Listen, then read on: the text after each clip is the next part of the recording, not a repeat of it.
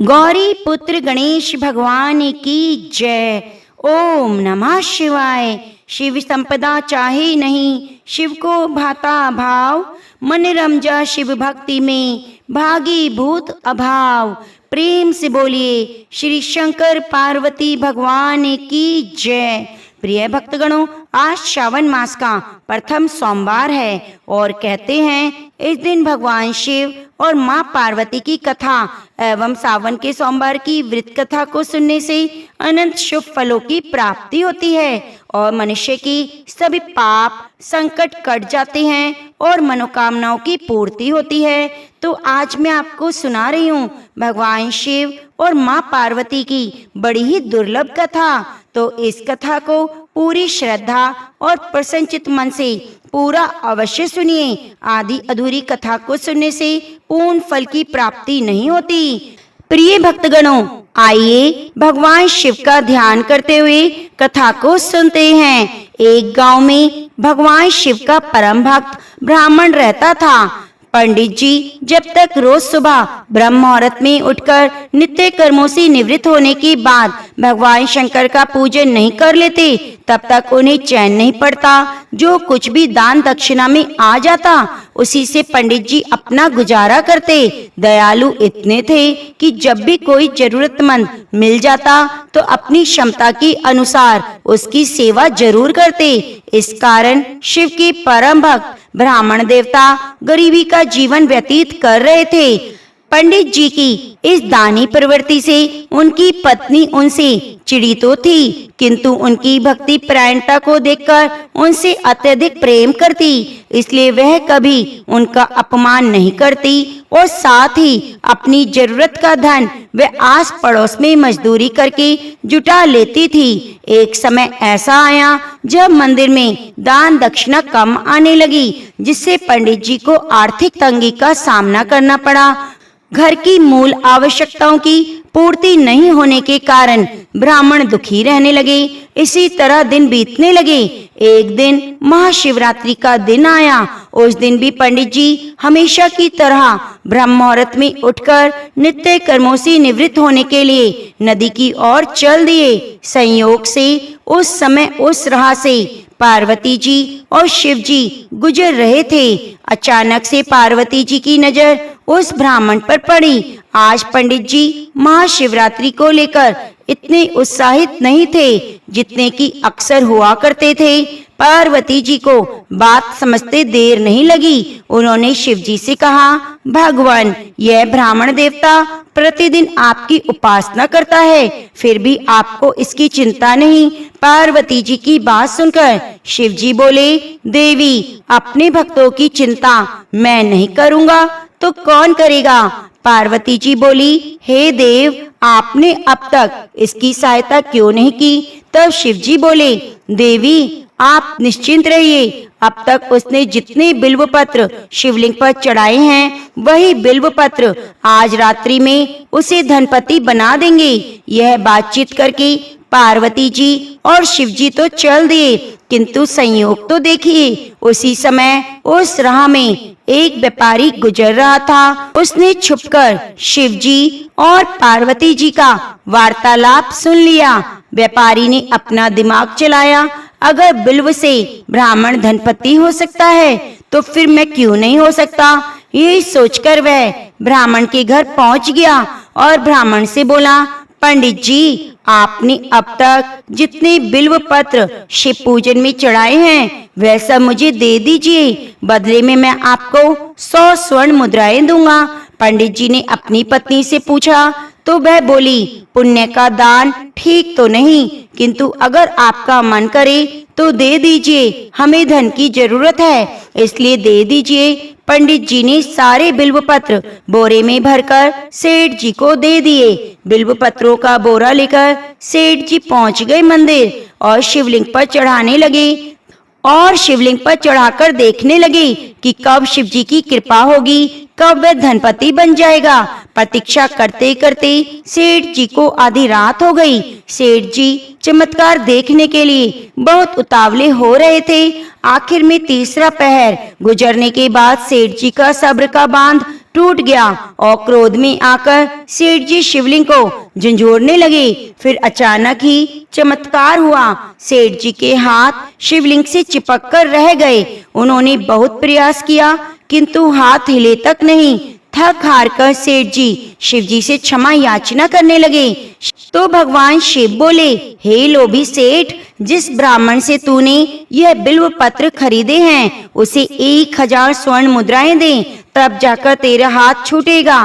प्रातः काल जब पंडित जी पूजन के लिए आए तो उन्होंने देखा कि सेठ जी के हाथ शिवलिंग से चिपके हुए हैं और सेठ जी रो रहे हैं। उन्होंने पूछा तो सेठ बोला, पंडित जी, शीघ्रता से मेरे बेटे को 1000 स्वर्ण मुद्राएं लेकर मंदिर आने के लिए कहिए। पंडित जी ने सेठ के बेटे को बुलाया। सेठ ने वे स्वर्ण मुद्राएं ब्राह्मण को दिलवा दी। तब जाकर सेठ के हाथ शिवलिंग से छूटे। यह देखकर पार्वती जी शिव जी से पूछती हैं, हे नाथ, आपने अब तक अपने भक्त को कोई धन नहीं दिया। शिव जी बोले, देवी, मेरे पास धन कहाँ है जो मैं दूंगा, किंतु मेरा भक्त अब गरीब नहीं, यह तुम स्वयं देख लो। जैसी कृपा भगवान शिव और माँ पार्वती ने उस ब्राह्मण पर की, ऐसी ही कृपा भगवान हम सब पर करिए। तो प्रेम से बोलिए, शंकर पार्वती भगवान की जय। अब आइए सुनते हैं मनोकामनाओं को पूरी करने वाली सोमवार व्रत की कथा। एक बार की बात है, माता पार्वती शिव जी को पति रूप में पाने के लिए घोर तप कर रही थी। उनके तप को देखकर देवताओं ने शिव जी से देवी की मनोकामना को पूर्ण करने की प्रार्थना की। शिव जी ने पार्वती जी की परीक्षा लेने सप्तऋषियों को भेजा। सप्तऋषियों ने शिव जी की सैकड़ों अवगुण गिनाए, पर पार्वती जी को महादेव के अलावा किसी और से विवाह मंजूर नहीं था। सज्जनों, विवाह से पहले सभी वर अपनी भावी पत्नी को लेकर आश्वस्त होना चाहते हैं, इसलिए शिव जी ने स्वयं भी पार्वती जी की परीक्षा लेने की ठानी। भगवान शंकर प्रकट हुए और पार्वती जी को वरदान देकर अंतर्ध्यान हुए। इतने में पार्वती माता जहाँ तप कर रही थी, वही पास में तालाब में मगरमच्छ ने एक लड़के को पकड़ लिया। लड़का जान बचाने के लिए चिल्लाने लगा। पार्वती जी ने उस बच्चे की चीख सुनी नहीं गई। द्रवित हृदय होकर वह तालाब पर पहुंची। देखती हैं, मगरमच्छ लड़के को तालाब के अंदर खींचकर ले जा रहा है। लड़के ने देवी को देखकर कहा, मेरी ना तो माँ है, न पिता, न कोई मित्र। माता, आप मेरी रक्षा करें। पार्वती जी ने कहा, मगरमच्छ, इस लड़के को छोड़ दो। मगरमच्छ बोला, दिन के छठे पहर में मुझे जो मिलता है उसे अपना आहार समझकर स्वीकार करना मेरा नियम है। ब्रह्मदेव ने दिन के छठे पहर इस लड़के को भेजा है, इसलिए क्यों छोड़ूं? पार्वती जी ने विनती की, तुम इसे छोड़ दो, बदले में तुम्हें जो चाहिए वह मुझसे कहो। मगरमच्छ बोला, एक ही शर्त पर मैं इसे छोड़ सकता हूँ। आपने तप करके महादेव जी से जो वरदान लिया है, यदि उस तप का फल मुझे दे दो तो मैं छोड़ दूंगा। पार्वती जी तुरंत तैयार हो गई। उन्होंने कहा, मैं अपने तप का फल तुम्हें देने को तैयार हूँ, लेकिन तुम इस बालक को छोड़ दो। मगरमच्छ ने समझाया, सोच लो देवी, जोश में आकर संकल्प मत करो। हजारों वर्ष तक जैसा तप किया वैसा देवताओं के लिए भी संभव नहीं। उसका सारा फल इस बालक के प्राणों के बदले चला जाएगा। पार्वती जी ने कहा, मेरा निश्चय पक्का है, मैं तुम्हें अपने तप का फल देती हूँ, तुम इसको जीवन दे दो। मगरमच्छ ने पार्वती जी से तप दान करने का संकल्प कराया। तप का दान होते ही मगरमच्छ की देह तेजी से चमकने लगी। मगर बोला, हे पार्वती, देखो, तप के प्रभाव से मैं तेजस्वी बन गया। तुमने जीवन भर की पूंजी एक बच्चे के लिए व्यर्थ कर दी। चाहो तो अपनी भूल को सुधारने का एक मौका और दे सकता हूँ। पार्वती जी ने कहा, हे ग्रह, तब तो मैं पुनः कर सकती हूँ, किंतु यदि तुम इस लड़के को निगल जाते तो इसका जीवन वापस नहीं मिल सकता था। देखते ही देखते वह लड़का अदृश्य हो गया। मगरमच्छ भी लुप्त हो गया। पार्वती जी ने विचार किया, मैंने तो तप दान कर दिया, अब पुनः तप आरंभ करूंगी। पार्वती जी ने फिर से तप करने का संकल्प किया। भगवान सदाशिव फिर से प्रकट होकर बोले, पार्वती भला अब तप क्यों कर रही हो? पार्वती जी ने कहा, प्रभु मैंने अपने तप का फल दान कर दिया।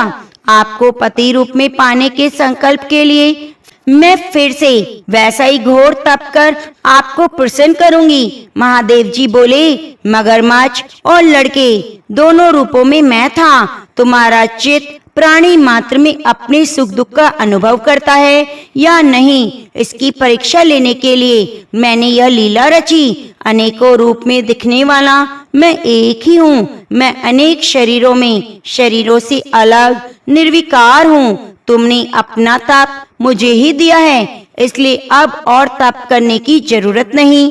देवी ने महादेव को प्रणाम कर प्रसन्न मन से विदा किया तो प्रेम से बोलिए, गौरी शंकर भगवान की जय। प्रिय भक्तजनों, अब आइए सुनते हैं सोमवार व्रत का पूर्ण फल प्राप्त करने के लिए सोमवार व्रत की बड़ी ही पवित्र कथा।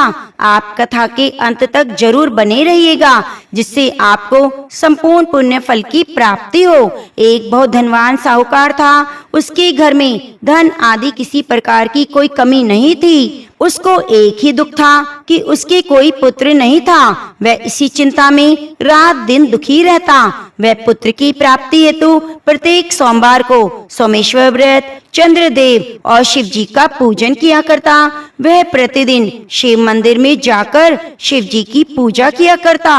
सुबह शिवलिंग पर जल चढ़ाता, सायंकाल मंदिर में दीपक जलाया करता। उसके भक्ति भाव को देखकर एक समय श्री पार्वती जी ने भगवान शिव जी से कहा, हे महाराज, यह साहूकार आपका अत्यंत भक्त है और सदैव आपका व्रत और पूजन बड़ी श्रद्धा से करता है। आपको इसकी मनोकामना पूर्ण करनी चाहिए। शिव जी ने कहा, हे पार्वती, यह संसार कर्म क्षेत्र है। जैसे किसान खेत में बीज बोता है वैसा ही फल काटता है, उसी तरह इस संसार में जो जैसा कर्म करता है वैसा ही फल भोगता है। पार्वती जी ने अत्यंत आग्रह से कहा, महाराज, जब ये आपका ऐसा भक्त है और यदि इसको किसी प्रकार का कोई दुख है तो अवश्य दूर करना चाहिए, क्योंकि आप सदैव अपने भक्तों पर दयालु हैं, उनके दुखों को दूर करते हैं। यदि आप ऐसा ना करेंगे तो मनुष्य क्यों आपकी सेवा पूजा करेंगे। पार्वती जी का ऐसा आग्रह देख शिव जी महाराज कहने लगे, हे पार्वती, इसके कोई पुत्र नहीं, इस चिंता से यह अति दुखी रहता है। इसके भाग्य में पुत्र ना होने पर भी मैं इसको पुत्र प्राप्ति का वर देता हूँ, किंतु वह पुत्र केवल 12 वर्ष तक जीवित रहेगा। इसके बाद वह मृत्यु को प्राप्त हो जाएगा। इससे अधिक मैं इसके लिए और कुछ नहीं कर सकता। यह सब बातें साहूकार सुन रहा था। इससे उसको न प्रसन्नता हुई और ना ही कष्ट हुआ। वह पहले की जैसे ही शिवजी महाराज का व्रत और पूजन करता रहा। कुछ काल व्यतीत हो जाने पर साहूकार की स्त्री गर्भवती हुई। 10वें महीने में उसने एक अति सुंदर पुत्र की प्राप्ति की। साहूकार के घर में बहुत खुशियां मनाई गई, परंतु साहूकार ने उसकी केवल 12 वर्ष की आयु जान अधिक प्रसन्नता प्रकट नहीं की और किसी को भी भेद नहीं बताया। जब वह 11 वर्ष का हो गया तो बालक की माता ने उसके पिता से विवाह आदि के लिए कहा, परंतु साहूकार कहने लगा, मैं अभी इसका विवाह नहीं करूंगा और काशी जी पढ़ने के लिए भेजूंगा। फिर साहूकार ने अपने साले बालक के मामा को बुलाकर बहुत सा धन देकर कहा, तुम इस बालक को काशी जी पढ़ने ले जाओ। रास्ते में जिस स्थान पर भी जाना यज्ञ करते और ब्राह्मणों को भोजन कराते जाना। वे दोनों मामा भांजे सब जगह सब प्रकार का यज्ञ करते, ब्राह्मणों को भोजन कराते जा रहे थे। रास्ते में उनको एक शहर पड़ा। उस शहर के राजा की कन्या का विवाह था। दूसरे राजा का लड़का जो विवाह करने के लिए बारात लेकर आया वह एक आंख से काना था। उसके पिता को इस बात की बड़ी चिंता थी कि कहीं वर को देखकर कन्या के माता पिता विवाह में किसी प्रकार की अड़चन पैदा ना कर दें। इस कारण जब उसने अति सुंदर सेठ के लड़के को देखा तो मन में विचार किया, क्यों ना इस लड़के को वर के कपड़े पहनाकर घोड़ी पर चढ़ाकर ले जाएं। बड़ी सुंदरता से सभी कार्य हो गए।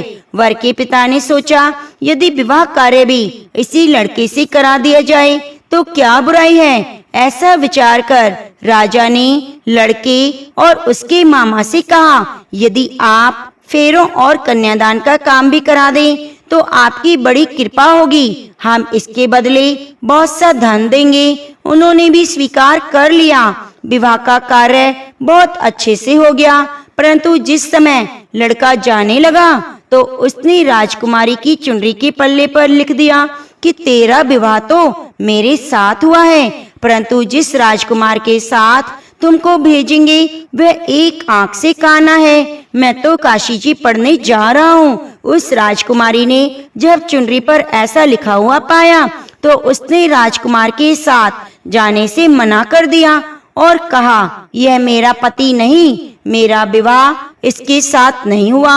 जिसके साथ मेरा विवाह हुआ है वह तो काशी जी पढ़ने गया है।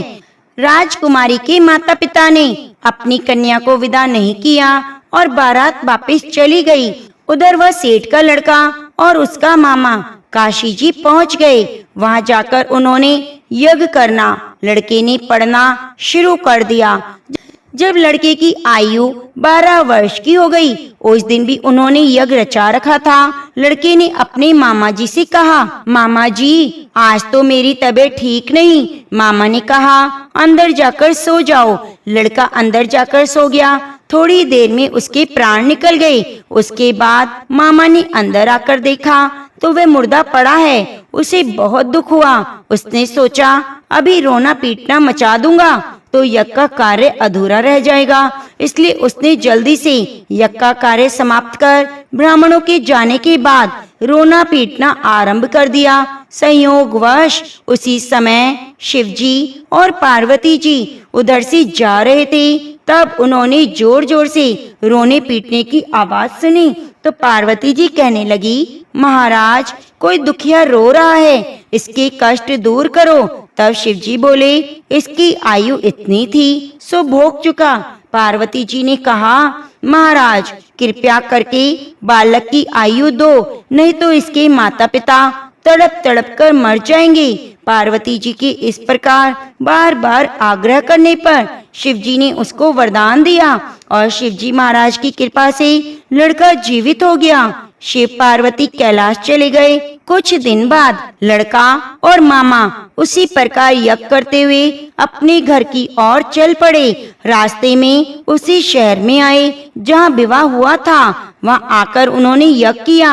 लड़के का ससुर यज्ञ में आया और लड़के को पहचान लिया। अपने महल में ले जाकर बड़ी खातिर की। कुछ दिनों बाद बहुत से दास दासियों के साथ आदर पूर्वक लड़की और जमाई को विदा कर दिया। जब वह अपने शहर के निकट आए तो मामा ने कहा, मैं पहले तुम्हारे घर जाकर सबको खबर कर आता हूँ। उस समय लड़के के माता पिता अपने घर की छत पर बैठे हुए थे।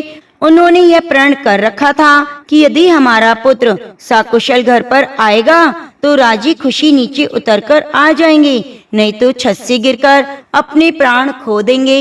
इतने में उस लड़के के मामा ने आकर यह समाचार दिया कि आपका पुत्र आ गया है, परंतु उनको विश्वास नहीं आया।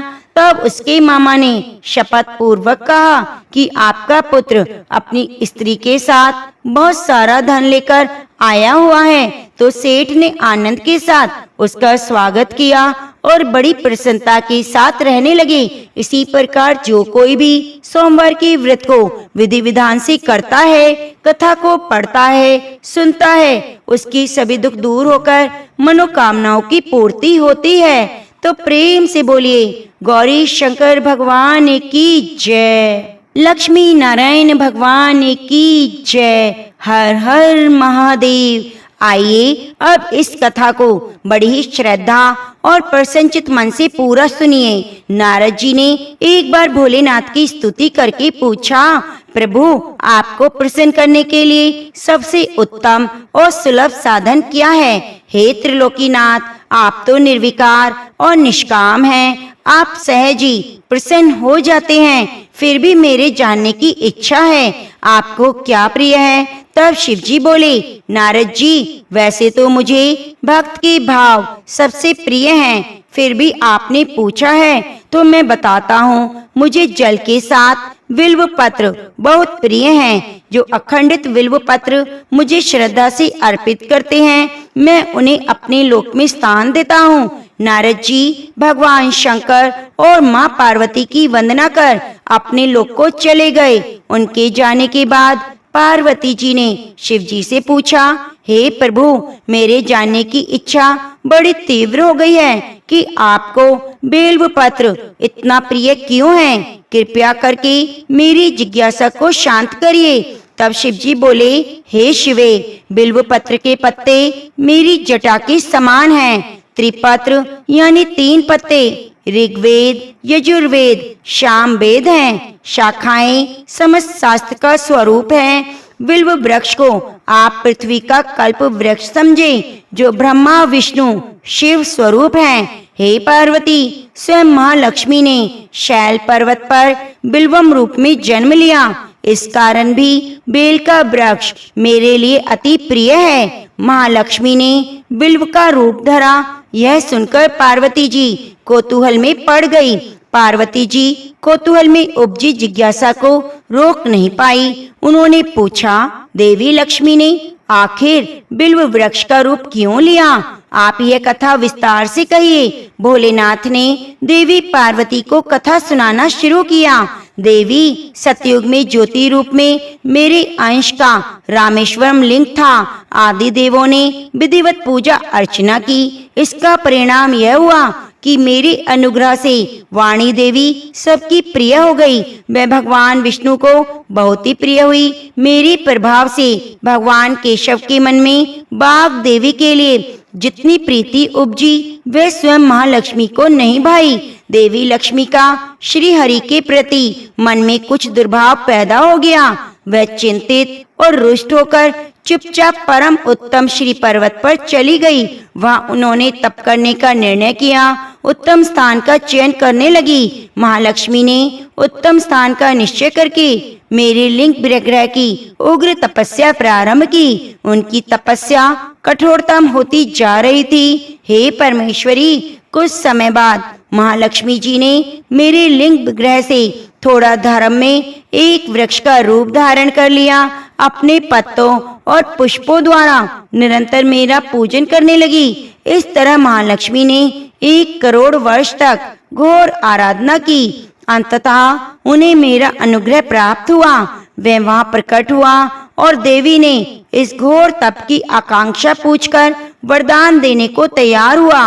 महालक्ष्मी ने मांगा कि श्री हरि के हृदय में मेरे प्रभाव से बाघ देवी के लिए जो स्नेह हुआ है वह समाप्त हो जाए। शिव जी बोले, मैंने महालक्ष्मी को समझाया कि श्री हरि के हृदय में आपके अतिरिक्त किसी और के लिए प्रेम नहीं, बाघ देवी के लिए प्रेम नहीं, श्रद्धा है। यह सुनकर लक्ष्मी जी प्रसन्न हो गई और पुनः श्री विष्णु के हृदय में स्थित होकर निरंतर उनके साथ विहार करने लगी। पार्वती महालक्ष्मी के हृदय का एक बड़ा विकार इस प्रकार दूर हुआ। इस कारण हरि प्रिया उसी वृक्ष के रूप में सदा सर्वदा अतिशय भक्ति में भरकर यत्न पूर्वक मेरी पूजा करने लगी। हे पार्वती, इसी कारण बिल्व का वृक्ष, उसके पत्ते, फल फूल मुझे बहुत प्रिय हैं। मैं निर्जन स्थान में भी बिल्व वृक्ष पर रहता हूँ। बिल्व तीर्थ है। बिल्व में ही सभी देवी देवता हैं, इसमें तनिक भी संदेह नहीं। बिल्व वृक्ष बिल्व काष्ठ के चंदन से जो मेरा पूजन करता है वह भक्त मेरा प्रिय है। बिल्व को समझो कि वह मेरा शरीर है। जो बिल्व पर चंदन से मेरा नाम अंकित करके मुझे अर्पित करता है, मैं उसे सभी पापों से मुक्त करके अपने लोक में स्थान देता हूँ। हे देवी, उस व्यक्ति को स्वयं लक्ष्मी जी भी नमस्कार करती हैं। जो बिल्व से मेरा पूजन करते हैं। जो बिल्व मूल में प्राण छोड़ता है उसको रुद्रदेह प्राप्त होती है और ऐसे मन में सदैव महालक्ष्मी की कृपा रहती है। साथ साथ भगवान नारायण की कृपा उसको सदैव प्राप्त होती है। एक समय की बात है जब राम जी वनवास खत्म होने के बाद राज सिंहासन पर बैठे थे। उस समय माता पार्वती और भोलेनाथ घूम रहे थे तो भोलेनाथ ने देखा राम जी के दादाजी का श्राद्ध भंडारा हो रहा है।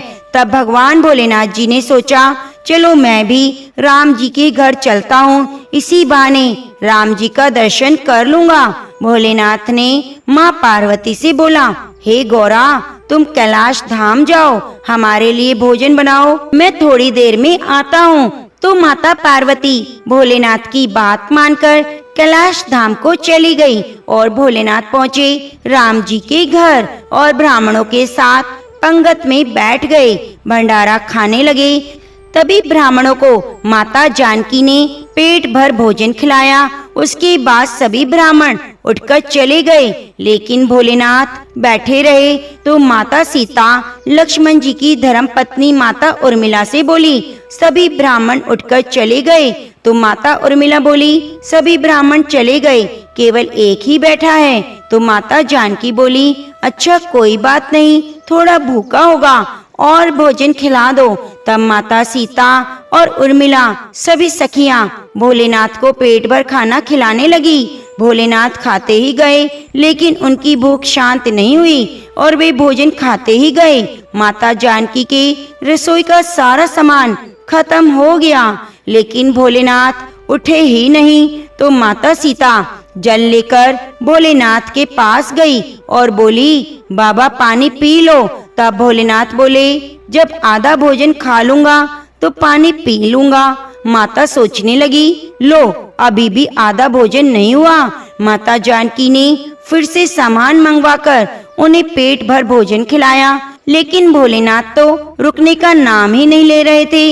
इतनी देर में माता केकई आ गई, बोली, क्या हुआ बेटी, तुम लोग परेशान लग रही हो। माता जानकी बोली, माँ सभी ब्राह्मण उठकर चले गए, केवल यही बचा है जो उठने का नाम नहीं ले रहा, अब मैं क्या करूं। तो माता केकई ने फिर से सामान मंगाया। इतने में भोलेनाथ ने आवाज लगाई, लेते आओ माता, बहुत जोर की भूख लगी है। तो माता जानकी बोली, बाबा अभी तो आटा सान रही हूँ, थोड़ी पूरी पका लूं, फिर लेकर आती हूँ। तो भोलेनाथ जी बोले, आटा ही लेते आओ। अब तो भोलेनाथ ने सब आटा दाल चावल सभी को रसोई घर में जाने से पहले ही खत्म कर दिया।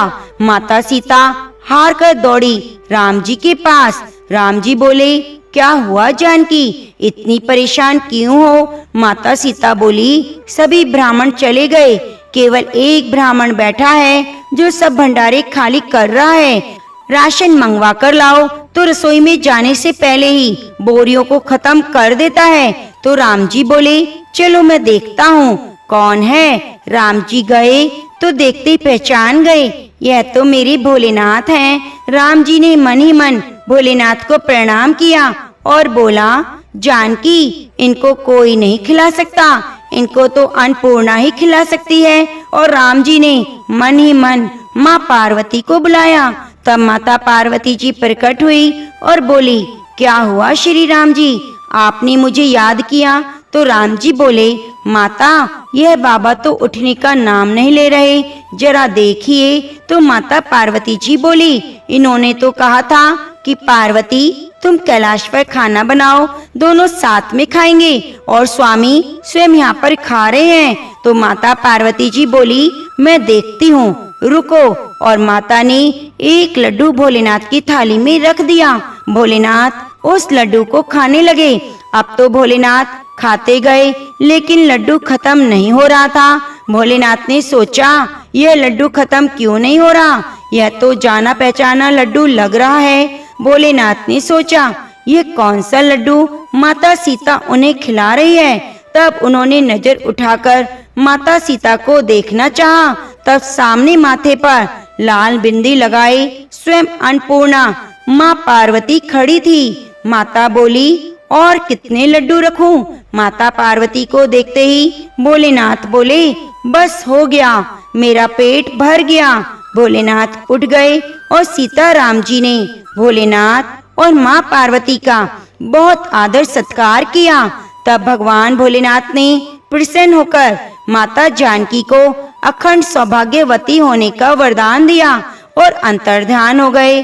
तो प्रेम से बोलिए, गौरी शंकर भगवान की जय।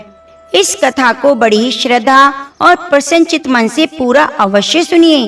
भगवान श्री कार्तिकेय जी शिव पार्वती जी के पुत्र हैं और सदैव बालक रूप में रहते हैं, परंतु उनके इस बालक स्वरूप का भी एक रहस्य है। एक बार शंकर भगवान ने पार्वती जी के साथ जुआ खेलने की अभिलाषा प्रकट की। खेल में भगवान शंकर जी अपना सब कुछ हार गए। हारने के बाद भोलेनाथ जी अपनी लीला को रचते हुए पत्तों की वस्त्र पहनकर गंगा के तट पर चले गए। कार्तिकेय जी को जब सारी बात पता चली तो वह माँ पार्वती के सभी वस्तुएं वापस लेने के लिए आए। इस बार खेल में पार्वती जी हार गई और कार्तिकेय जी शंकर जी का सारा सामान लेकर वापस चले गए। अब इधर पार्वती जी चिंतित हो गई कि सारा सामान भी गया और पति भी दूर हो गए। पार्वती जी ने अपनी व्यथा अपने पुत्र गणेश को बताई तो मातृ भक्त गणेश जी स्वयं जुआ खेलने शंकर भगवान के पास पहुँचे। गणेश जी इस खेल में जीत गए और लौटकर अपनी जीत का समाचार अपनी माता को सुनाया। इस पर पार्वती जी बोली, उन्हें अपने पिता को साथ लेकर आना चाहिए था। गणेश जी फिर भोलेनाथ जी की खोज करने निकल पड़े। भोलेनाथ जी ने उनकी भेंट हरिद्वार में हुई। उस समय भगवान विष्णु जी और कार्तिकेय जी के साथ भ्रमण कर रहे थे। पार्वती जी से नाराज भोलेनाथ ने लौटने से मना कर दिया। भोलेनाथ के भक्त रावण ने गणेश जी के वाहन मूषक को बिल्ली का रूप धारण करके डरा दिया। मूषक गणेश को छोड़कर भाग गया। इधर भगवान विष्णु ने भोलेनाथ की इच्छा से पासे का रूप धारण कर लिया। गणेश जी ने माता के उदास होने की बात भोलेनाथ को कह सुनाई। इस पर भोलेनाथ बोले, हमने नया पासा बनवाया है, अगर तुम्हारी माता पुनः खेलने को सहमत है तो मैं वापस चल सकता हूँ। श्री गणेश जी ने आश्वासन पर भोलेनाथ माता पार्वती के पास पहुँचे और खेल खेलने को कहा। इस पर पार्वती जी हंस पड़ी और बोली, अब भी आपके पास क्या चीज है जिससे खेल खेला जाए? यह सुनकर भोलेनाथ चुप हो गए। इस पर नारद जी ने अपनी वीणा आदि सामग्री उन्हें दे दी। खेल में भोलेनाथ जी हर बार जीतने लगे। एक दो पासे फेंकने के बाद गणेश जी समझ गए। उन्होंने भगवान विष्णु के पासा रूप धारण करने का रहस्य माँ पार्वती को बता दिया। सारी बात सुनकर माँ पार्वती क्रोधित हो गई। रावण ने माता को समझाने का प्रयास किया, परंतु उनका क्रोध शांत नहीं हुआ। क्रोधवश उन्होंने भोलेनाथ जी को श्राप दे दिया कि गंगा की धारा का बोझ उनके सर पर रहेगा। नारद जी को कभी एक स्थान पर न टिकने का अभिशाप मिला। भगवान विष्णु को श्राप दिया कि यही रावण तुम्हारा शत्रु होगा और रावण को श्राप दिया कि विष्णु ही तुम्हारा विनाश करेंगे। कार्तिकेय जी को भी माता पार्वती ने कभी जवान न होने का श्राप दिया। इस पर सब जन चिंतित हो उठे। तब नारद जी ने अपनी विनोदपूर्ण बातों से माता का क्रोध शांत किया तो माता ने उन्हें वरदान मांगने को कहा। नारद जी बोले, आप सभी को वरदान दें, तभी मैं वरदान लूंगा। पार्वती जी को सहमत हो गई। तब भगवान शंकर जी ने कार्तिक शुक्ल के दिन जुए में विजय रहने वालों को वर्ष भर विजय बनाने का वरदान दिया। भगवान विष्णु जी ने अपने प्रत्येक छोटे बड़े कार्य में सफलता का वर मांगा, परंतु कार्तिकेय जी ने सदा बालक रहने का वर मांगा और कहा, मुझे विषय वासना का संसर्ग ना हो, सदा भगवत स्मरण में रहूं। अंत में नारद जी ने देव ऋषि होने का वरदान मांगा। माता पार्वती ने रावण को सभी वेदों का ज्ञान देते हुए सबके लिए तथास्तु कहा। कार्तिकेय जी के जन्म के पहले जब तारकासुर के अत्याचार से सभी देवता पीड़ित थे, तभी भगवान शंकर ने पार्वती जी का पानी ग्रहण किया और तब 6 मुख वाले कार्तिकेय का जन्म हुआ। उन्होंने तारकासुर का वध किया। तो प्रेम से बोलिए शंकर पार्वती भगवान की जय। अब आइए सुनते हैं बड़े ही प्रेम से सावन सोमवार के व्रत में की जाने वाली भगवान शिव की आरती। ओम जय शिवी ओमकारा, प्रभु जय शिवी ओमकारा।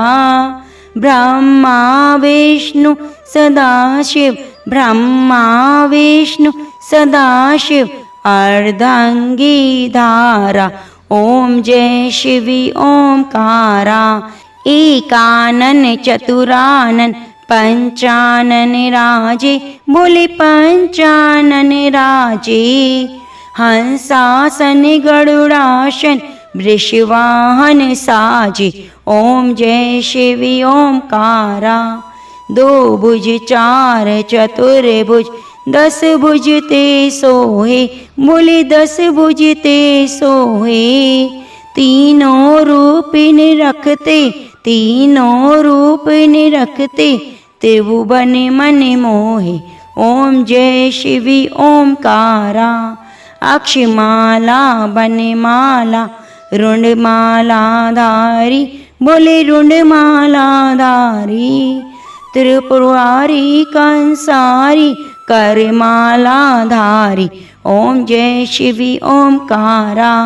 श्वेतांबर पीतांबर बागंबरी अंगे, स्वामी बागंबरी अंगे।